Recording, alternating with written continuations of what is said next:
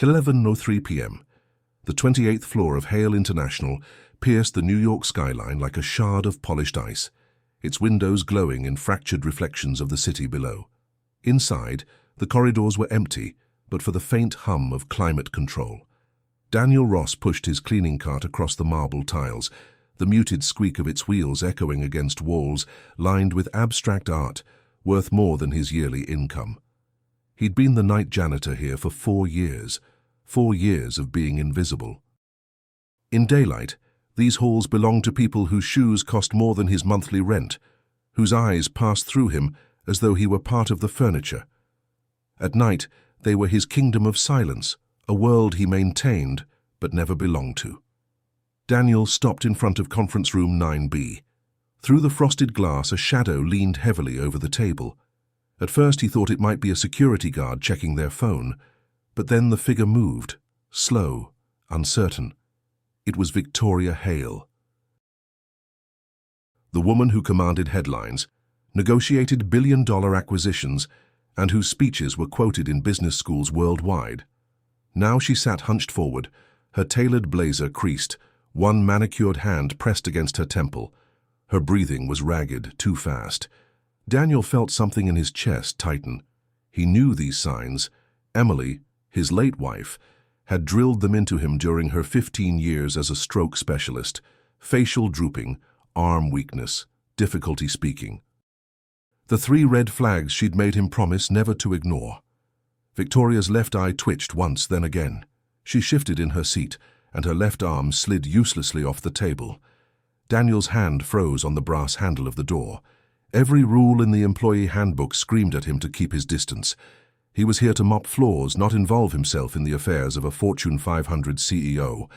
But then he saw her try to focus on her laptop screen, her expression crumpling into confusion. The symptoms were textbook. Emily's voice was suddenly in his head, calm but urgent. If you see it, act. Seconds matter. He pushed the door open without a sound. Victoria's head snapped toward him. Her eyes fought to focus on his face. She tried to speak, but the words came out thick, tangled, barely recognizable.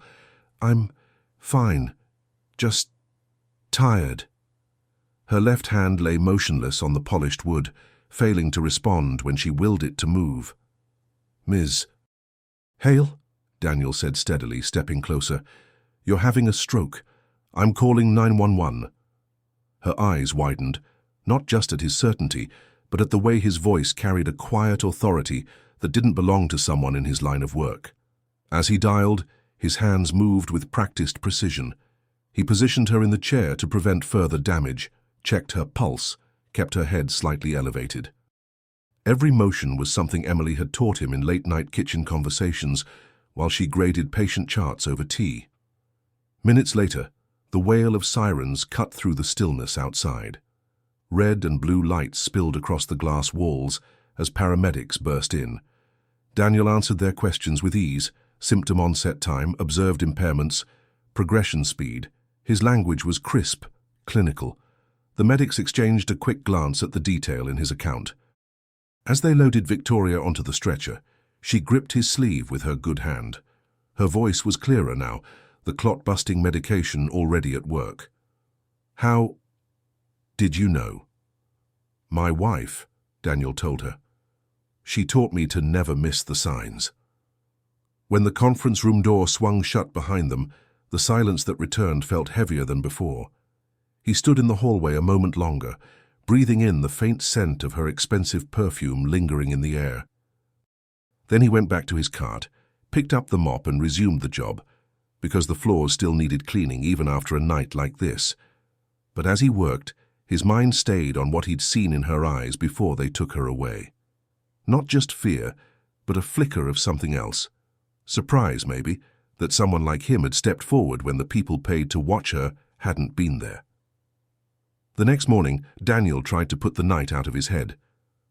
By the time his shift ended, dawn was spilling pale light over the East River. He caught the subway back to Queens, where a modest 2-bedroom apartment waited for him and his 8-year-old son, Liam. When Daniel opened the door, the smell of toast greeted him. Liam was at the kitchen table building dinosaur-shaped mountains out of scrambled eggs.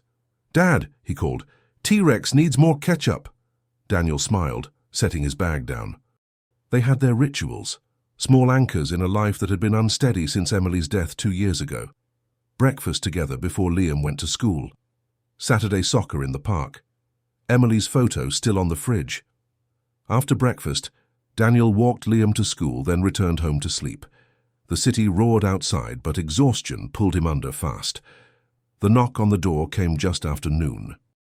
Groggy, he opened it to find Victoria Hale standing there in jeans and a soft blue sweater instead of her armor of power suits. She held a bouquet of sunflowers. Her expression was one he couldn't quite read. Gratitude, perhaps, but also something quieter. "Mr. Ross," she began, then paused. "I don't even know your first name." "It's Daniel," he said. "How are you feeling?" Liam peeked around his father's legs, eyes wide with curiosity at the tall woman on their doorstep. Victoria crouched so she was eye-level with him. "And who is this?" she asked gently. "This is Liam," Daniel replied, resting a hand on his son's shoulder. "Liam, this is Ms. Hale. She was sick last night, and I helped her feel better." Victoria smiled, and for a moment she seemed younger, less guarded. "Your dad saved my life," she told Liam. "Do you know how special that makes him?" Liam's chest puffed with pride. "Dad knows lots about sick people.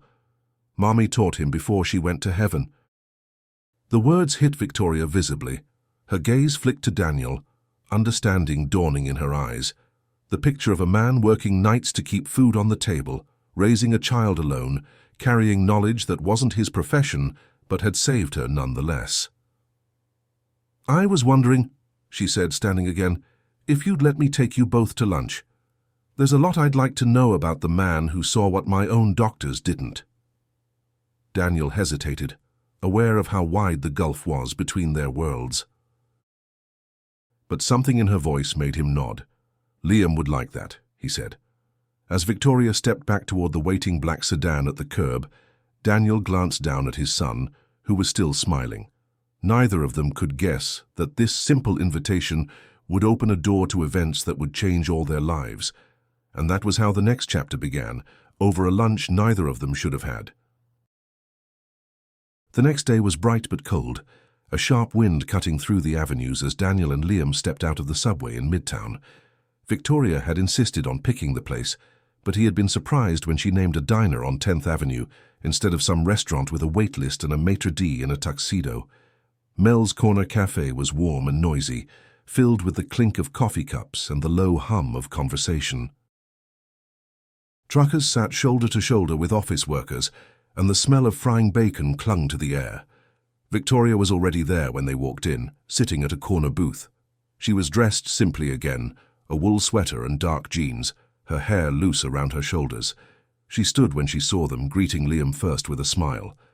"Glad you both could make it," she said, gesturing for them to sit. Daniel slid into the booth across from her, Liam beside him. The vinyl seat squeaked under their weight. For a moment, the three of them just sat in a comfortable silence while a waitress poured coffee for the adults and set a glass of orange juice in front of Liam. Liam broke the quiet first, leaning toward Victoria. "Do you own the whole building where Dad works?" Victoria's mouth curved slightly. "Yes," she answered, "and a few others like it, but most of the time I'm in meetings, not walking around in them."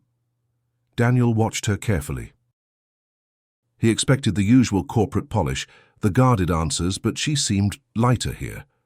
When the waitress returned to take their orders, Liam didn't hesitate. "Chocolate chip pancakes," he announced. "Extra chips." Daniel shook his head with a faint smile. "You had pancakes 2 days ago." "That was Tuesday," Liam said matter-of-factly, as though this settled the argument. Victoria laughed, a genuine sound that didn't seem rehearsed. "He's right," she said, handing her menu back to the waitress. "Tuesday pancakes are not the same as Saturday pancakes."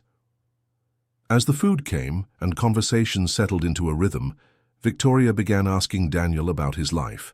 She didn't pry, but she listened intently. Daniel told her about Emily, about how she'd worked long shifts at the hospital and still found time to teach him the basics of emergency care. She used to quiz me every night, Daniel recalled, his voice quieter now. Facial droop, arm weakness, slurred speech. She said one day, knowing those could save someone's life. Victoria stirred cream into her coffee, watching him over the rim of the cup. It did save someone's life, she said. Liam was distracted by the small jukebox at the end of the booth. He pointed to it and looked at Daniel expectantly. Go ahead, Daniel told him. Pick something. While Liam fed quarters into the jukebox, Victoria leaned forward slightly. Her voice lowered.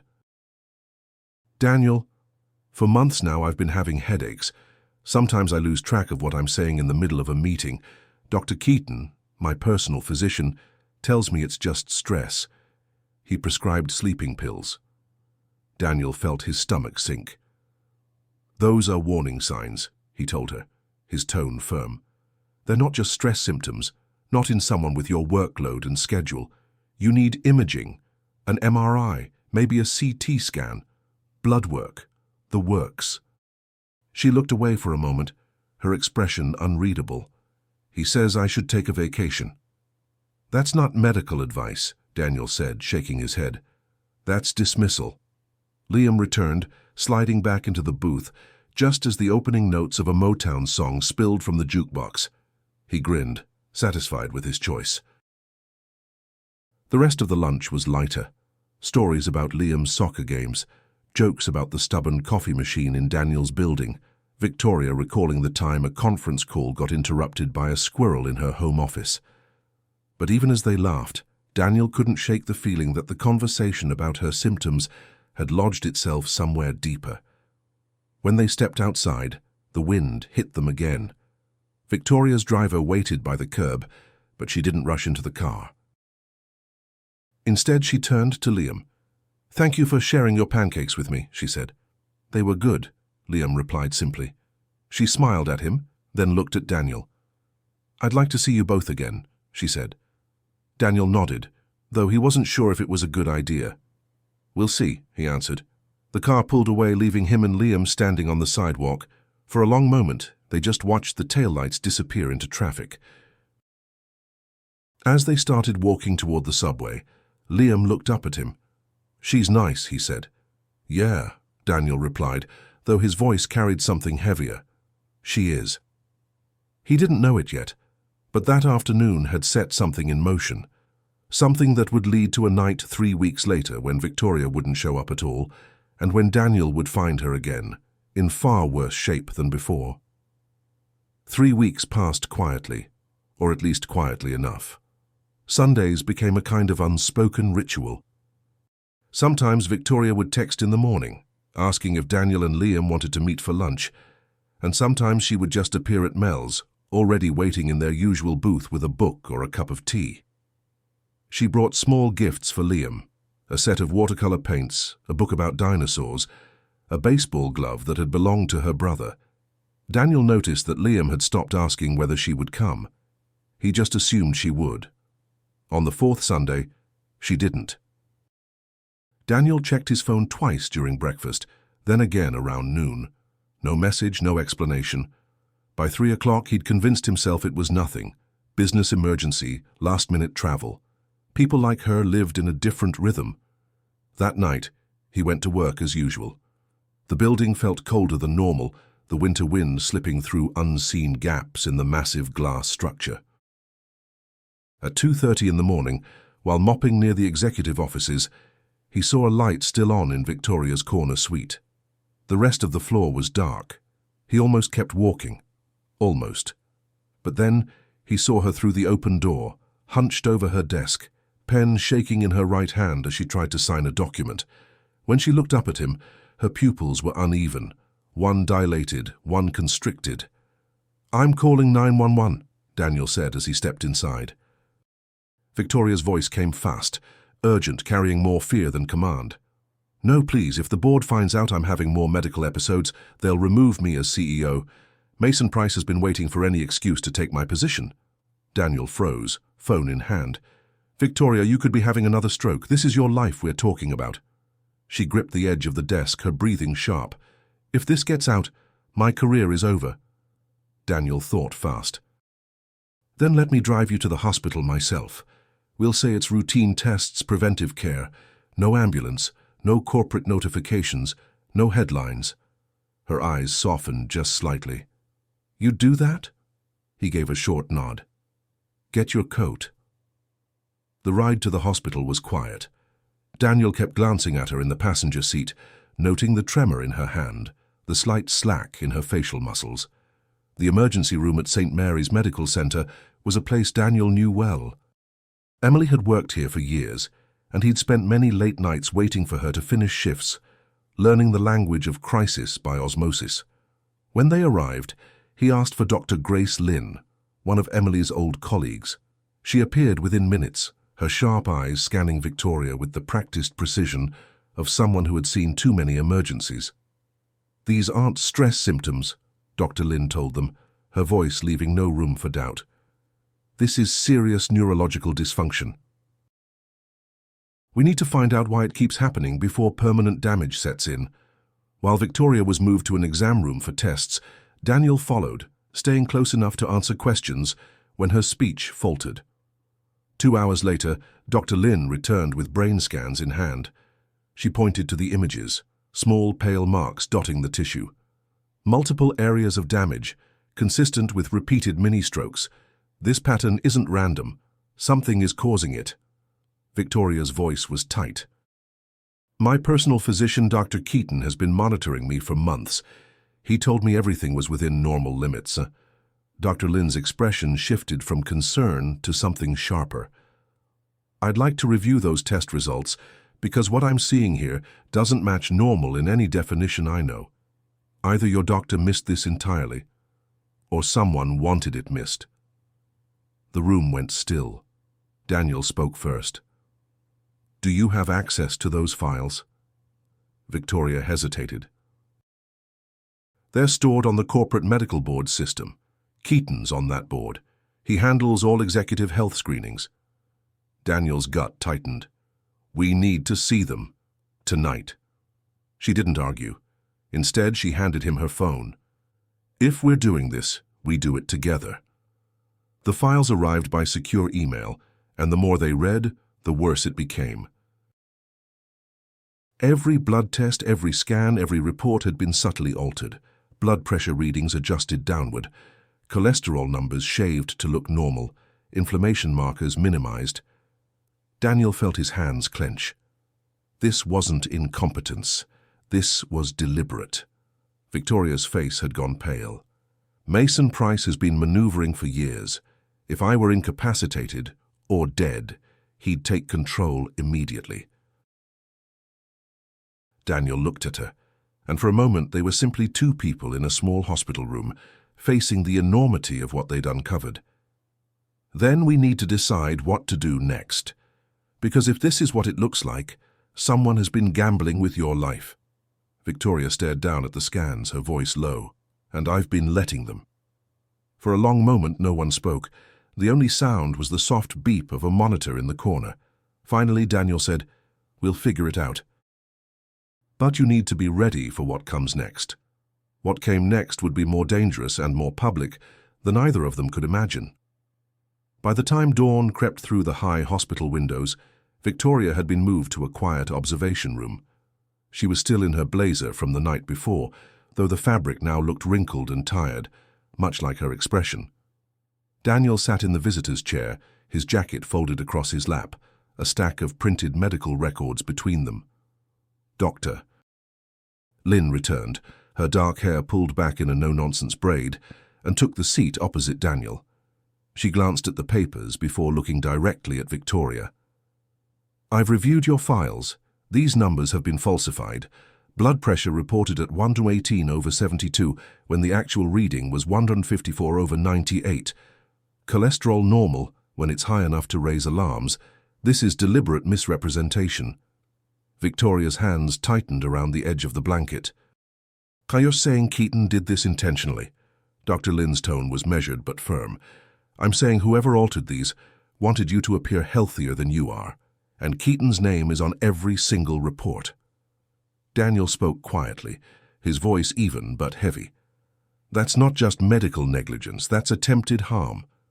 Victoria looked away toward the window, her eyes on the rising sun. Mason Price has been preparing to take over Hale International for 2 years. If my health fails, the board would hand it to him without question. Dr. Lin leaned forward slightly. If what you're saying is true, we're looking at a conspiracy that goes beyond malpractice. But I need to warn you, without concrete proof of who ordered the falsifications, you'll be up against a wall of lawyers and denials. Daniel tapped the stack of papers. Then we find proof. Dr. Lin gave a small nod. For now, my priority is stabilizing your health. You need medication immediately.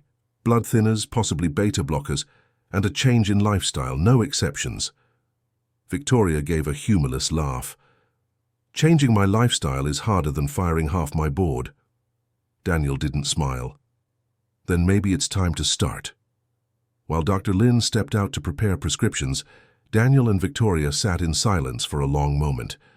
She broke it first, her voice low. If we go after Mason and Keaton, it will get ugly. The media will love the scandal. But it will also drag you into a spotlight you probably don't want. Daniel shrugged slightly.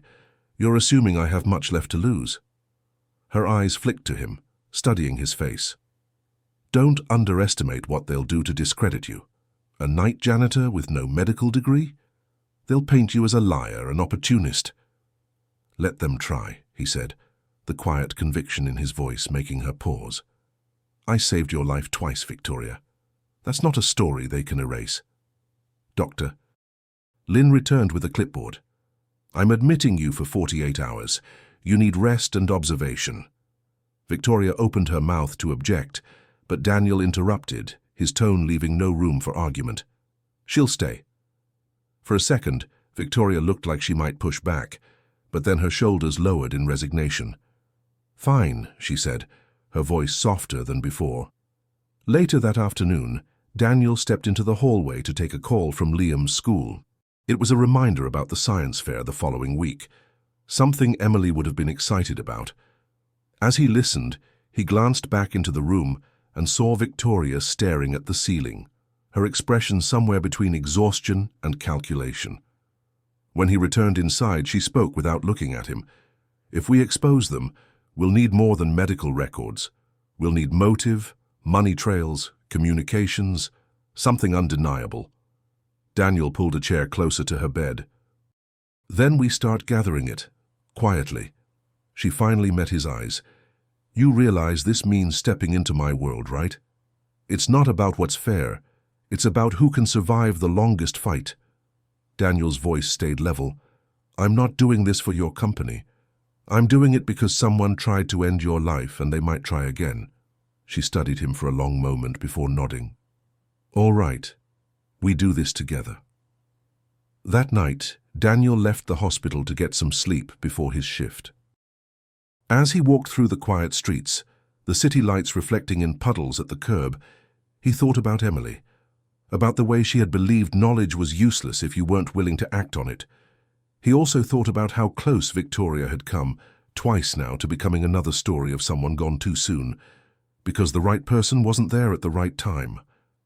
The next step would not just be about saving her again. It would be about making sure no one else could pull the same strings in the dark. By morning, the plan was beginning to take shape, though neither of them yet knew just how far it would have to go, or how many lines they'd have to cross to see it through. Victoria was discharged from the hospital 2 days later, a small paper bag of prescription bottles in her hand, and a folder of instructions she would probably ignore. Daniel drove her back to her penthouse, the city stretching out below like a circuit board, lit with amber and white. Inside, the apartment was spotless, the kind of place that looked like it was staged for a magazine shoot. Victoria set the medication on the marble counter, but didn't touch it. She paced instead, the heels of her boots clicking against the polished floor. Daniel stood near the window, watching her. You're going to wear a hole in the tile if you keep that up, he said, his tone dry. She stopped pacing, turning toward him. I've been thinking about what Dr. Lin said, about proof. Even if we find it, going through official channels means months, maybe years before anything happens. Meanwhile, Mason tightens his grip. Keaton keeps covering for him. And if my health takes another hit, they win. Daniel folded his arms. So what are you suggesting? Her eyes narrowed slightly. I'm not sure yet, but if you have an idea, now would be the time. He looked at her for a long moment, the city lights casting shadows across his face. We go public, he said finally. She blinked, caught off guard. Public? As in the media? Exactly, he replied. A janitor who learned medicine from his late wife saves a CEO's life twice, while her personal physician misses every obvious sign. People will eat that up. David versus Goliath. Human decency against corporate corruption. Victoria gave a short, incredulous laugh. Daniel, that would destroy your privacy. The press would swarm you. They'd dig through your life, your son's life. I know, he said simply. But if Mason's been orchestrating this, publicity forces him to act. He can't operate quietly anymore. The more attention on you, the harder it is for him to make another move without being noticed. She turned away, walking to the massive windows that overlooked the East River. Her reflection stared back at her in the glass, superimposed over the glittering skyline. You realize you're talking about dismantling the wall between our lives. Once this starts, there's no putting it back.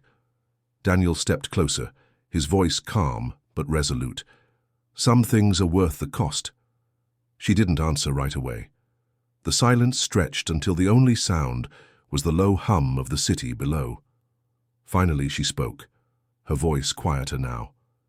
If we do this, we do it on our terms. No leaks we can't control. We find a journalist we can trust. Agreed, Daniel said.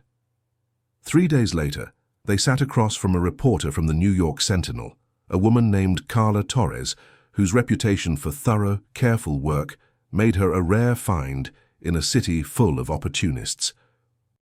She listened without interrupting as Daniel told the story from the beginning. The night he first saw Victoria in distress, the symptoms, the steps he took, the second episode, and finally the discovery of the falsified records. When he finished, Carla leaned back in her chair, her pen motionless above her notepad. If what you're saying is accurate, this is massive, but you'll need to go on record. Photos, names, no anonymity. I understand, Daniel said. Carla looked at Victoria. And you? This will paint a target on your back. Victoria's expression was unreadable. The target's already there. I might as well be the one deciding where it points. The story ran the following Tuesday morning under the headline, Night Janitor's Quick Thinking Saves CEO's Life. Twice. By mid-morning, the headline was everywhere, from morning news shows to national websites. Daniel's phone didn't stop ringing. Neighbors he barely knew congratulated him on the street. News vans lined the curb outside his apartment building. Liam's school called to assure him they were monitoring the situation, just in case. By noon, Victoria's office was flooded with calls from reporters, investors, even former rivals. Mason Price remained silent, but Daniel knew silence was rarely a sign of surrender. That afternoon, as Daniel stood at his kitchen window watching the chaos on the street below, his phone buzzed with an unfamiliar number. He answered, and a steady female voice introduced herself as Special Agent Lisa Morales with the FBI. We've been investigating financial irregularities at Hale International for 8 months, she said. Your story gives us exactly the kind of corroboration we need. Would you be willing to speak with us formally? Daniel didn't hesitate. Yes. But I want assurances that Victoria is treated as a victim, not a co-conspirator. Agent Morales confirmed the terms, and within hours Daniel found himself in a federal building downtown, seated across from a table of investigators. He told them everything again, his working-class cadence and steady tone holding their attention. When he described Victoria's symptoms and the falsified reports, several agents exchanged looks that spoke volumes. 2 weeks later, Mason Price and Dr. Keaton were arrested. Evidence from offshore accounts and altered medical files linked them directly. Keaton was charged with healthcare fraud and conspiracy. Price faced attempted murder along with corporate fraud. When the news broke, Daniel was at home, sitting on the couch with Liam. On the TV, Victoria stood outside the courthouse, speaking to a sea of microphones. She thanked law enforcement, her voice steady, and then looked directly into the camera. "And to Daniel Ross," she said, "for proving that the value of a person's life is not determined by their job title." Liam turned to look at his father. "She's talking about you," he said. Daniel kept his eyes on the screen. "Yeah," he said quietly. "She is." What neither of them knew then was that the fallout from this moment would change everything, not just for Victoria and her company, but for Daniel and Liam as well. The impossible plan had worked, but it had opened doors that could never be closed again. The arrests had been swift. The headlines had been louder than either Daniel or Victoria expected. For days, cable news panels dissected the story, some praising Daniel as a hero, others questioning how a janitor could recognize what a board-certified physician had missed. Every time Daniel turned on the television, his own face stared back at him. The attention felt like a heavy coat he couldn't take off. On the third morning after the arrests, Daniel stood in the narrow kitchen of his apartment, making coffee while Liam sat at the table, building a small tower out of sugar packets. Outside, the noise of idling news vans filtered through the window. Liam didn't look up from his tower when he said, "Are they going to stay out there forever?" Daniel kept his eyes on the coffee pot. "Probably not forever, just until they get bored." Liam frowned. "You don't look bored." Daniel gave a small laugh. "That's because I'm not. I'm tired." The knock at the door came just after breakfast. When Daniel opened it, Victoria was standing there, dressed in a tailored coat and dark sunglasses, her hair pulled back. She stepped inside quickly, glancing toward the window. "I can't stay long," she said, lowering her voice, "but I wanted to tell you in person. Hale International's board is being restructured. The medical oversight policies are changing. They're calling it the Ross Protocol." Daniel set down his coffee mug. "I didn't do this for a name on a policy." "I know," she replied, and for a moment her tone softened. "But sometimes it matters to have the right name attached to the right change." They stood there for a few seconds before Daniel asked, "And Mason?" She removed her sunglasses. "The FBI has him on enough charges to keep him locked up for a long time. Keaton, too. They're not coming back from this." It should have felt like closure. Instead, Daniel felt the strange hollowness that sometimes follows a victory. "So what happens now?" he asked. "That's up to you," she said, "but you should know, your life isn't going to be the same, not after all this." She wasn't wrong. Within a week, Daniel learned that none of the cleaning services he'd worked for would hire him back. Clients didn't want a celebrity janitor on their staff, someone the media might recognize, someone who could talk about what they saw in the office. Victoria offered him a position in Hale International's new employee wellness program. Daniel shook his head. "I appreciate it," he told her, "but I think we both know the media circus changed things. I wouldn't fit there now." Her expression flickered, the calm surface showing a brief fracture. "Does it have to change everything?" she asked. He looked at her, the question hanging between them. "I think it already has," he said quietly. "But that doesn't make what we did wrong."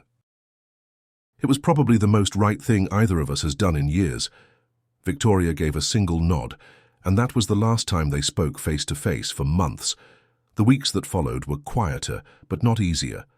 Daniel avoided interviews when he could, declined speaking engagements at first, then reluctantly accepted a few when the extra income became necessary. He learned how to talk about the events without talking about Victoria, keeping certain details locked away. It was during one of those talks, at a small community center in Brooklyn, that he realized something had shifted inside him. He wasn't just telling a story about saving a life anymore. He was telling people that they could make a difference without credentials, without power, without permission. That knowledge alone was worth the exhaustion. One evening in early spring, as the city air began to warm, Daniel found himself walking past Hale International's headquarters. He looked up at the building, its glass facade reflecting the fading light. Somewhere inside, Victoria was likely in another meeting, another negotiation. He almost kept walking, but then he noticed the black sedan idling across the street. Her driver. She was in the back seat, her gaze turned toward the building, not him. For a brief moment, her eyes flicked his way. She didn't wave. Neither did he. The car pulled away a moment later, disappearing into traffic. Daniel stood there for a while, unsure if he felt relieved or disappointed. At home that night, Liam was working on homework at the kitchen table. "You okay?" Liam asked, looking up from his math sheet. "Yeah," Daniel said, though the word came slower than usual. "Just thinking about how things change." Liam set down his pencil. "Not everything changes. We still have Saturday pancakes." Daniel smiled faintly. "That's true." But as he cleared the table, he knew that some changes, especially the kind that came from saving someone's life, were permanent. The world had heard the truth. The people responsible had faced justice, and yet the personal cost was still unfolding, one quiet moment at a time. What Daniel didn't know then was that this space between victory and the next chapter was temporary. Something else was coming, something that would pull him and Victoria back into each other's orbit, even if neither of them asked for it. It had been nearly a year since the courthouse steps, the flashing cameras, and the rush of reporters shouting over each other.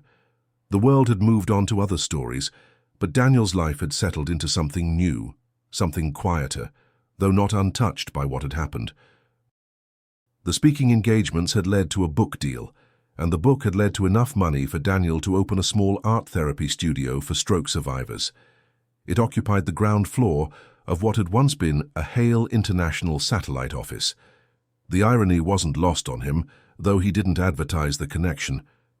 On a crisp autumn afternoon, Daniel was rinsing paintbrushes in the studio sink when the front door opened and a familiar voice called, "Dad?"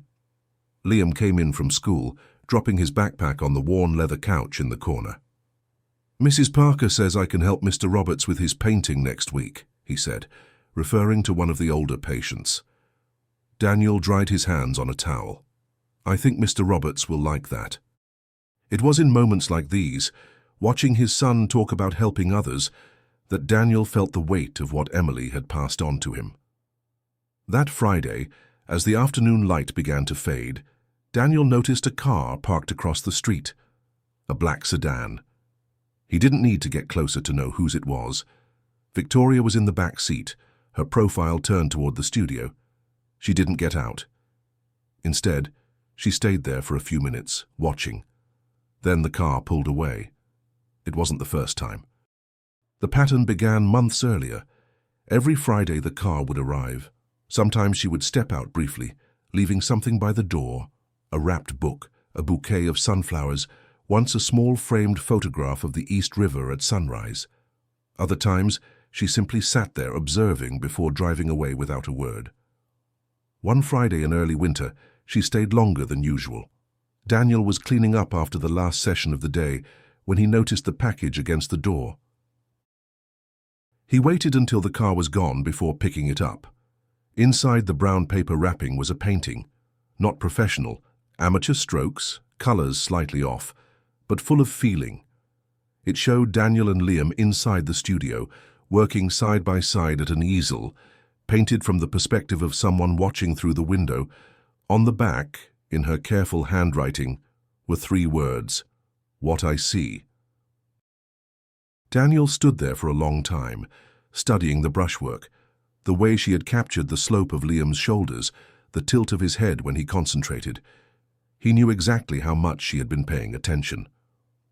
The following Monday, Daniel began working on a painting of his own, a watercolor of Liam guiding Mr. Roberts's hand toward the canvas, a field of sunflowers taking shape beneath the older man's brush. At the bottom, he wrote a title, "What We Become." That Friday, he left it propped against the studio door before she arrived. He didn't wait to see her reaction, but later that evening, as he walked home with Liam, he passed her car parked on a side street. She didn't roll down the window, but their eyes met briefly as they passed. The exchanges continued as winter deepened. Sometimes she left a painting, sometimes nothing at all. Sometimes she stayed for the full 10 minutes, sometimes barely 2. But the rhythm became its own quiet language. One snowy afternoon in December, Liam stood with Daniel at the window, watching her car disappear around the corner. "She doesn't need to come inside," Liam said, his voice calm in a way that made him sound older than his years. "She just needs to know we're still here." Daniel glanced down at his son, struck again by the way children sometimes understood truths adults struggled to name. "Yeah," he said, "I think you're right." They never talked about why she stayed outside, or why he didn't invite her in. Both knew there were bridges you crossed only once. Stepping back onto them risked breaking something that had survived only because it wasn't forced into a shape it couldn't hold. Still, on certain Fridays, when the light hit just right and he could see her silhouette behind the glass, Daniel felt the pull of the what if. What if things had been different? What if their worlds hadn't collided under the worst of circumstances? But as quickly as the thoughts came, they faded, leaving something steadier. Respect, distance, and the knowledge that some connections didn't need proximity to remain strong. That winter, the space between them held as much meaning as their brief moments together had a year earlier. And in that space, both of them had learned to live with what they had, without trying to turn it into something it couldn't be. The Fridays continued, and with them, a quiet understanding. The bridge might never be crossed again, but it was still there, and neither of them had burned it. Spring came late that year, but when it arrived, it painted the city in a soft, forgiving light. The studio thrived in a way Daniel hadn't anticipated. Word spread about his approach, combining basic medical understanding with art, and soon he was getting referrals from neurologists and rehabilitation centers. Insurance companies even began covering sessions, something he'd never imagined when he first opened the doors. On a Wednesday afternoon, he watched Liam working with a new patient, a woman in her 70s who was learning to control her grip again. Liam's voice was patient, his movements deliberate. "Like this," he told her, guiding her hand gently across the paper. Daniel stood back, feeling something he hadn't felt in years. Peace, the kind that didn't come from winning a battle, but from knowing you were where you were supposed to be. The Fridays continued. Sometimes Victoria left something, sometimes she just watched. Once she stayed in the car during a sudden rainstorm, the windshield streaked with water that blurred her outline. Daniel had been locking up that evening when he glanced out and saw her watching through the glass, the raindrops turning the world between them into a shifting mosaic. He didn't wave. She didn't either. They didn't need to. One warm Friday in May, she left a package wrapped in brown paper. Inside was a small canvas, the paint still faintly smelling of turpentine. The image was simple. The front of the studio, its wide windows reflecting the sky, the door propped open. It was the kind of painting you could only make after seeing a place many times, after noticing the way light hit the same spots differently each day. On the back, there was no message this time, just her initials. That weekend, Daniel found himself starting another watercolor. It showed Liam seated between two patients, each working on their own painting, their faces intent with concentration. Above them, sunlight streamed through the windows in long, golden angles. When he set it against the door the following Friday, he didn't sign it. He didn't need to. Weeks turned into months. Seasons shifted again. Sometimes their eyes met through the window, a flicker of recognition passing between them before the moment dissolved into the ordinary rhythm of the day. One Friday in late autumn, Liam noticed her car and said, "She's still coming." Daniel, standing beside him, answered simply, "Yeah, she is." "Do you think she'll ever come inside?" Liam asked, his voice curious but not pressing. Daniel looked out at the car, at the faint outline of her in the back seat. "I don't know," he said, "but maybe that's not the point." Liam tilted his head. "Then what is?" Daniel thought for a moment before answering. "Sometimes people stay in our lives in ways that don't fit the usual patterns. They care without needing to be right next to you, and that can be enough." Liam seemed to accept this, turning back to clean the paintbrushes in the sink. As the year wound toward its end, Daniel realized that he had stopped waiting for the bridge between him and Victoria to be crossed. It was still there, visible on the horizon, but it had become something else, a marker of where they had been, not necessarily where they were going. He didn't think less of what they'd shared. In fact, It had grown more valuable with time, like a photograph kept in a drawer, taken out only when you needed to be reminded of something important. And every Friday, when her car appeared across the street and he looked up from his easel to see her watching, he knew they were still keeping an unspoken promise, to honor what had happened without trying to force it into a shape it wasn't meant to hold. That final Friday before winter, the air was cold enough to bite, the sky a muted grey. Daniel stood inside the studio, Liam beside him, as they watched her car pull away. The snow from the morning was already beginning to fade into slush on the street. "She just needs to know we're still here," Liam said again, echoing the words he'd spoken months before. Daniel nodded. "Yeah, and we are." In the end, the connection between Daniel Ross and Victoria Hale didn't need a name, a category, or a resolution. It lived in the space between their lives, in the silent exchange of paintings and glances, in the knowledge that once they had saved each other in ways neither could fully explain. And maybe that was enough.